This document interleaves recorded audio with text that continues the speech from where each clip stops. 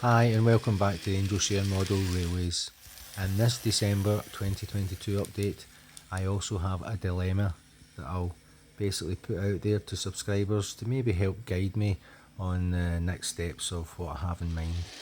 But anyway, here we have some shots of Nam'68. Again, I dug it out and got it ready for an exhibition that was held earlier this month. This was the final push to get Nam'68 to as closest to finished as I possibly could get in this area. I added 15 more NVA and VC troops, well disguised in all the foliage, but there's a sizeable force there now encroaching on the US military base camp.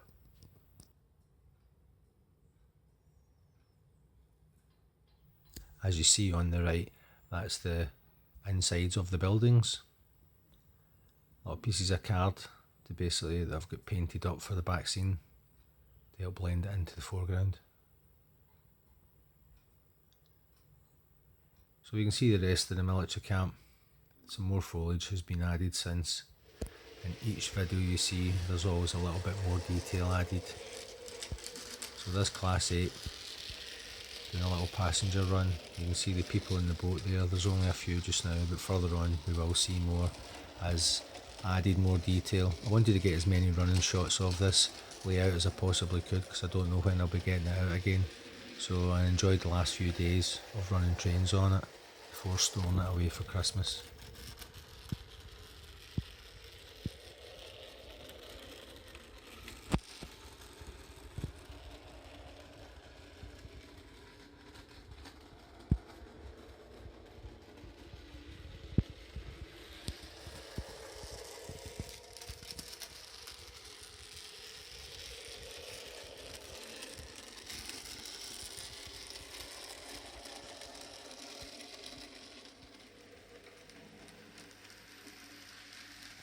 Most of the 3D print bodies that I have for this layout run on Kato 11-109 chassis, a great little 040 chassis that's very reliable and runs nice and smoothly as well.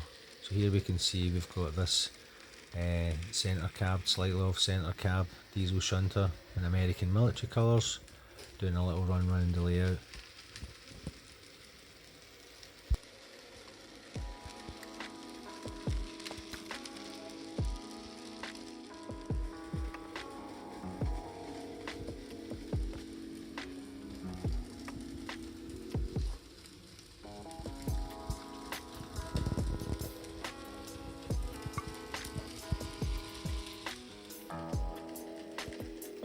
I filmed this footage over a period of a good few days prior to this exhibition that I was getting it ready for.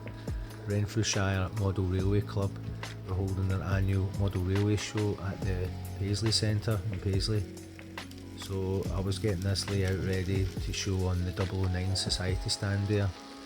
So a big hand to my fellow schooners who attended the stand that day and helped out, Alan and Ron and Tom later. But it certainly was a great day. Got lots of feedback from people on the layout and how unusual it is. I suppose I take it for granted because I've been working with it so closely, but a lot of people are very surprised by it, and the way it was placed on the day when they initially walked up to the layout they could only see the harbour scene. So that caught their attention. They were going, "Oh, Vietnam, that's very interesting, this is great." And they saw the military train going round and kind of looking at it, and I said there's actually another side to this layout if you walk round. So they walked round the other side and the expression on their faces told 1,000 words. Basically wow and surprise at the lush green colours of the other side, especially when it was set up in full exhibition mode. So a lot of people really liked the layout. They've classed it as one of the most unique that they've seen, and 7 kind members of the public wish to vote this layout as layout of the show, but unfortunately as a representative of the 009 Society on that day, the layout wasn't there as an exhibitor. It was more as an example of what you can do with 009 narrow gauge.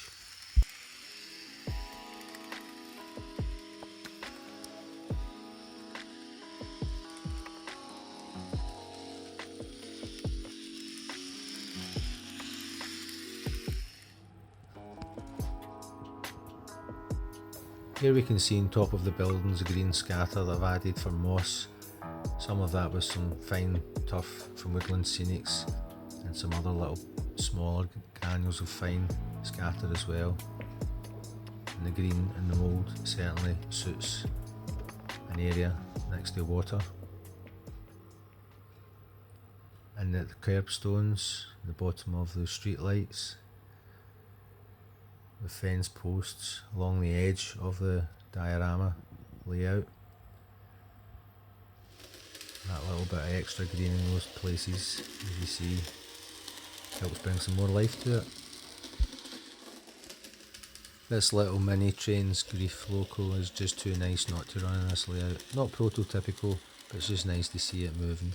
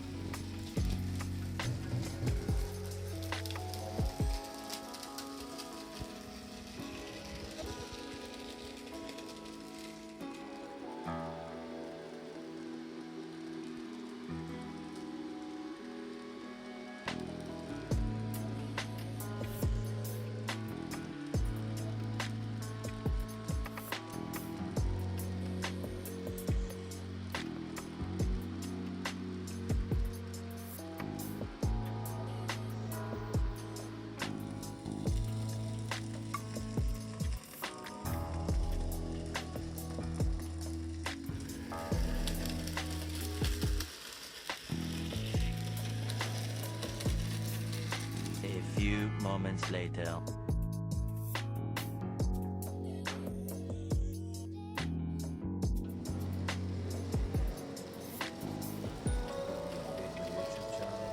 The layout did look really good on the day.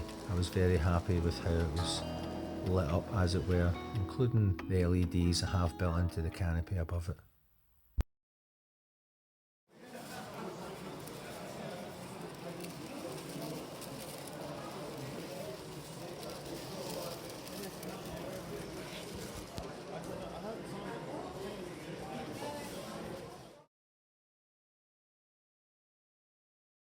So this was the view that people saw on the day, and when I highlighted what was on the other side, this is the view they got.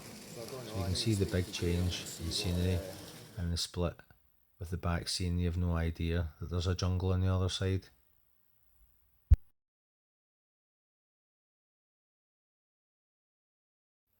This prototypical armoured car from Narrow Minded Railworks on the bay is what basically started this whole layout and inspired me to go with the Vietnam theme and do movie tributes like Apocalypse Now, Huey, Death from Above, Robert Duvall as Lieutenant Colonel William Kilgore. I've even got the tape deck inside for the scene where he plays the Ride of the Valkyries, and that's it above the layout. The only thing I would add to Nam'68 would be sound effects, and obviously a speaker somewhere in it playing Ride of the Valkyries when I suspend the helicopter above the jungle diorama side. I think it would be very impressive, and maybe add some battle sounds from the scene, and obviously on the port side we could add some sound effects related to harbours and civilians and people moving about. The Forney and the coaches you see running about are for my other idea that I'm going to go on to now, which is this is basically triggered the HO logging American layout that I want to build. Which leads me on to my dilemma. The Angelshire model railways and the channel associated with it is all to do with my double O gauge whisky distillery layout, which a lot of people obviously have seen.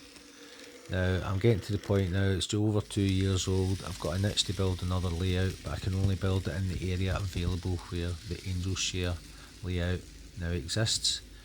It's a 4x2 shunting layout, but I do have an extended fiddle yard on the other side that I've got ram-packed full of wagons and coaches and locomotives and stuff, and it's quite unsightly in the living room.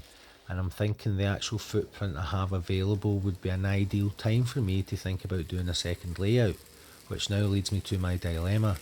I have a Shay coming from KR Models, which is going to be one of the main feature models of my HO scale American logging layout, which will force me to build hundreds of trees and do lots of scratch building.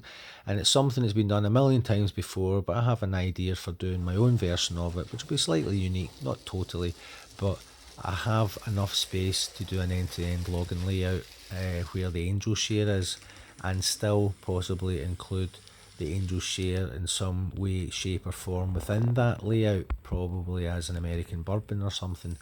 But that's the finer points. What I really want to do is possibly change scale. Like a lot of people just now, TT120 has got everybody looking to build a roundy in a small area. The TT120 scale will grow, other manufacturers will jump on board and will follow Hornby's lead in this scale and produce items to match. The Angel Share model railways could continue as a roundy layout with passenger services and a shunting layout built within it, as well as the Angel Share Whisky Distillery realised in a new form, a lot of scratch building involved. Please leave a comment below. HO scale American logging layout with other industries, including a narrow gauge layout, or TT120 based in Scotland, round the Angel Share model railway and Strathelder, fully scenic and modern image to Era 4 running on it. Let me know. Thank you.